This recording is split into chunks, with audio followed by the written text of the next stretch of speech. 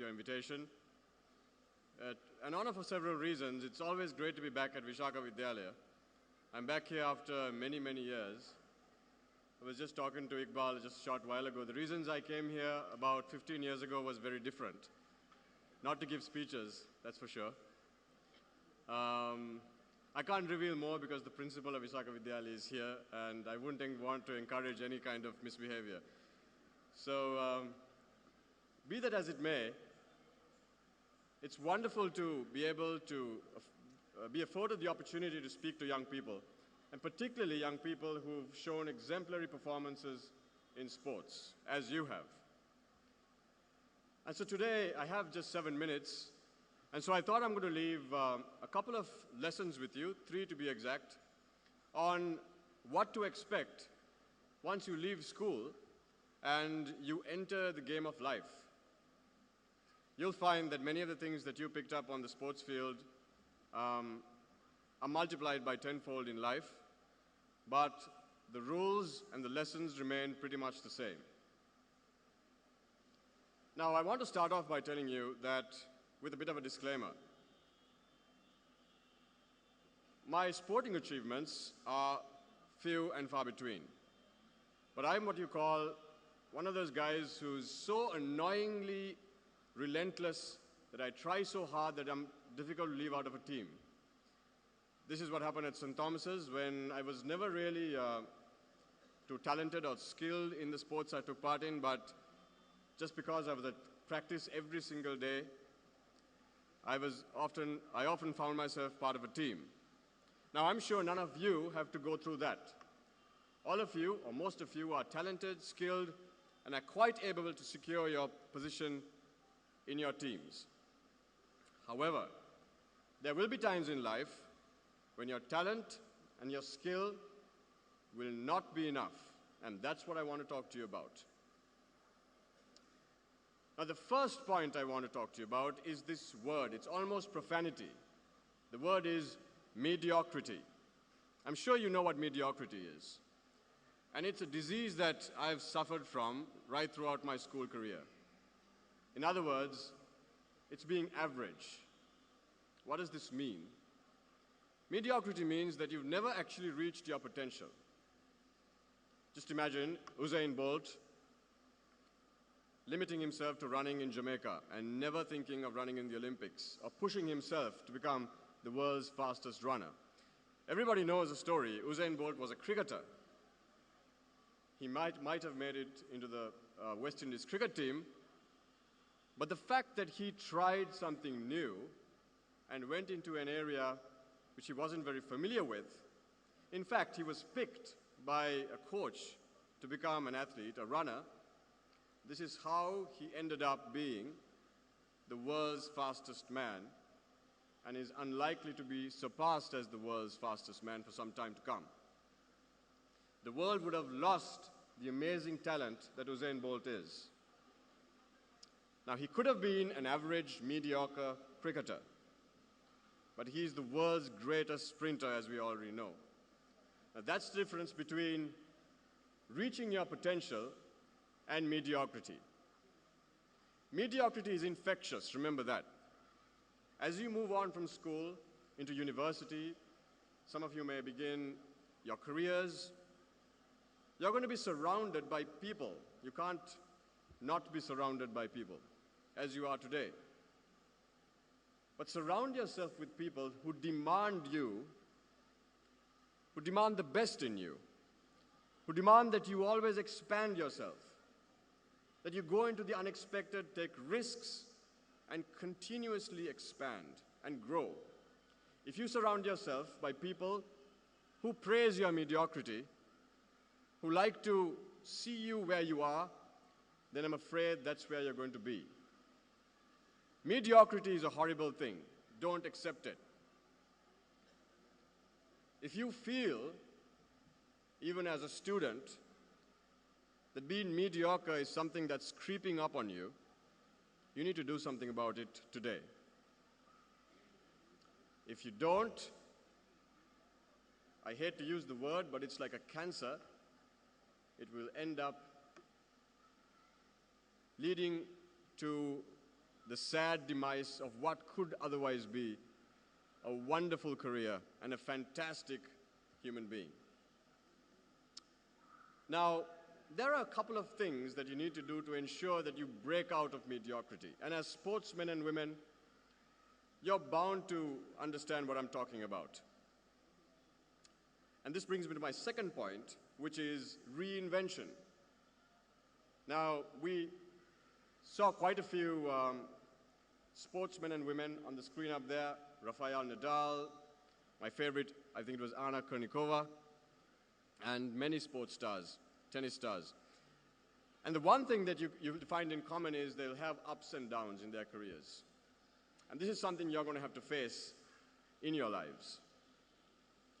I'm sure you faced it playing tennis and playing other sports. You're not going to be at the same level all the time. But let's take an example. For instance, somebody like Tiger Woods. Yes, I know he got into some trouble a couple of years ago, but let's forget about that for a moment. As a golfer, Tiger Woods is arguably the best golfer the world has ever seen. But he did something really strange, something unexpected about 15 years ago in the 90s. He was number one, and he decided to change his swing. Can you imagine that? Now, I don't play golf, but I do understand that the swing is the most important part of your game as a golfer. And to change your swing, to reinvent your swing is suicidal. But Tiger Woods decided to do it. And in 1997, he took some time off and decided to reinvent the way he was swinging the club. He was number one at the time. Of course, the predictable happened. He failed.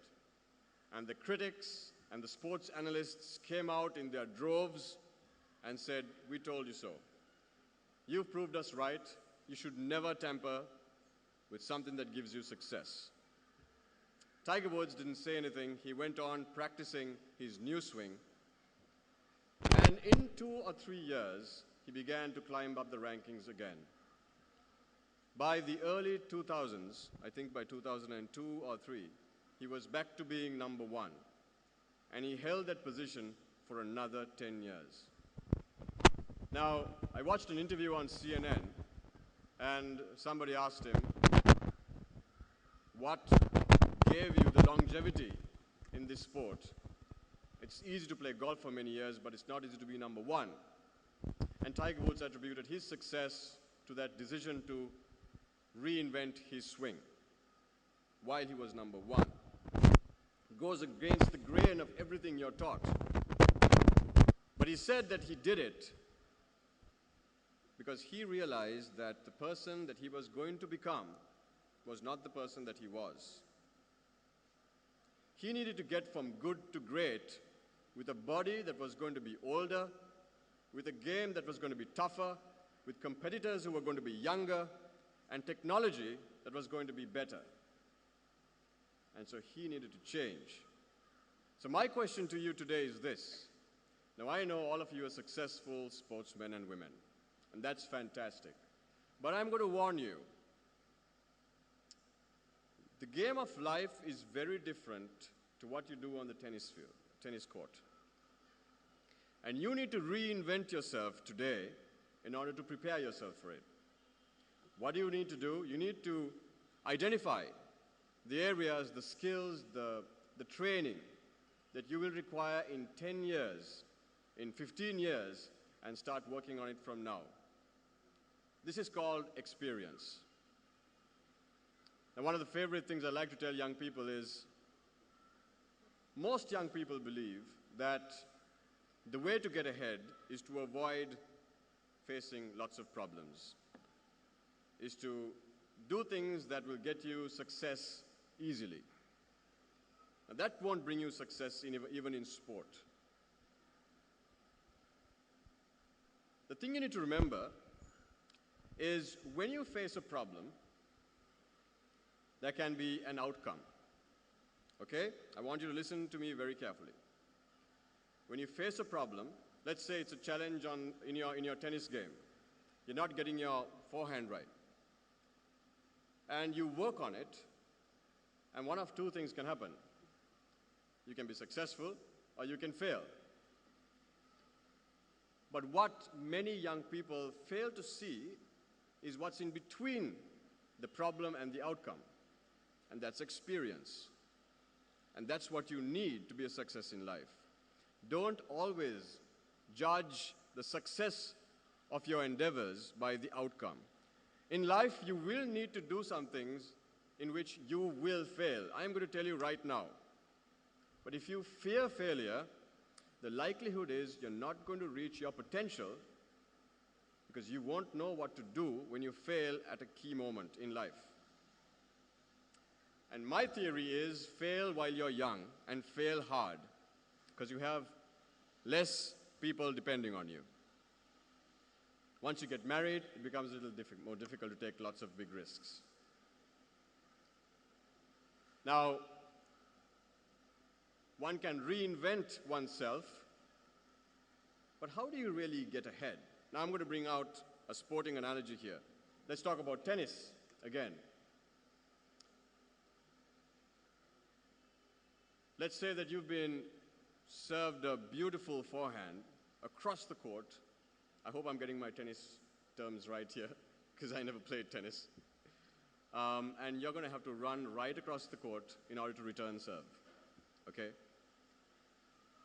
Now, every one of you will know that in order to do this, you have to be fit, you have to have trained and practiced. But the real difference between getting it right and getting it wrong is about 1 inch. Am I right? It's about 1 inch. You run, let's say, 10 meters or 5 meters or whatever it is, and you get into position and you play your stroke. But if you get it wrong by 1 inch, you know what the outcome is. It's the exact same in golf. I want you to think of this in your mind. I want you to picture this, okay? When you take a swing in golf, the point of contact between the ball and the club is about 1 millimeter. Okay? It's about 1 millimeter. Now, this 1 millimeter will deliver the energy, the power, and the direction for the ball to travel 400 yards. Now, experienced golfers will usually get it right the first time and will go straight down the fairway. But if you're not as good, what's going to happen is you're going to get it wrong by maybe an angle of a couple of degrees, maybe 5 degrees. Not a big deal, right? Not a big deal. 5 degrees. Wrong. See, if you don't get it right at the start, if you don't get it absolutely right at the start, if you're off by 5 degrees, I want you to think of where the ball is going to end up after 400 yards. It isn't going to go straight. It's probably going to go into a bunker or hit a tree or into a lake. That's the difference. And this is where you are today. It's both wonderful, exciting, but also a little scary. You need to get it absolutely right. And how you do that is by my third point, opportunity. Yes, all of you have heard about opportunity. Everybody talks about grabbing opportunities, but what really is opportunity? I'll tell you this. Opportunity is never going to be given to you on a platter. Nobody is going to come to you with a big bouquet of opportunity. It's not going to happen. It's very unlikely. Opportunity is usually going to come to you in disguise. You'll never know it. It's called a small gap, which you need to creep through and make a massive opportunity and a lifetime's worth of success out of. And that's why I'm standing here before you today. If I've experienced any success in life, it's because of that one single trait. maximizing the smallest, tiniest opportunity that I've been given to make sure that I get some sort of success out of it. Now, not at the expense of anyone else, but when you've been in the kind of mediocrity that I have, you tend to see tiny little opportunities and chances as huge avenues for success. Now, this is what I want to encourage you to do. Speak to people. Remember their names. Take down their numbers. Follow up. Talk to a stranger. Remember to attend a meeting on time. These little things can result in huge success. 4 years or 3 years at your A-levels and a lot of cups and medals is great, is fantastic. But I went to St. Thomas's, which is obviously a very, very big sporting school, and I have very, very few cups and medals to boast of. But I have friends who had their rooms full of trophies and medals. But sadly, unfortunately, today they haven't lived up to their potential. They were great sportsmen, but they haven't won the game of life. Why? You need to understand that you can't stand still. Your past glory will be important, but of little consequence after you leave school and you go in and start playing the game of life. Now, I just have 7 minutes, okay? But I would be more than happy and more than honored to talk to each of you. You can reach me on Facebook. You can find me on Facebook. I'm always at MTV. You can drop by anytime if you'd like to talk to me and ask me any old question that you'd like. But I'd like to leave you with one final thought. It's not about the champion. It's not the champion who always wins, but it is the champ in you that usually wins in the game of life. I want to thank you for this opportunity, but most of all, as I look into your eyes and I see the excitement and the potential in each of you, I think Sri Lanka has a wonderful future if each of you can do your part for yourself, your community, and your country. I wish you well.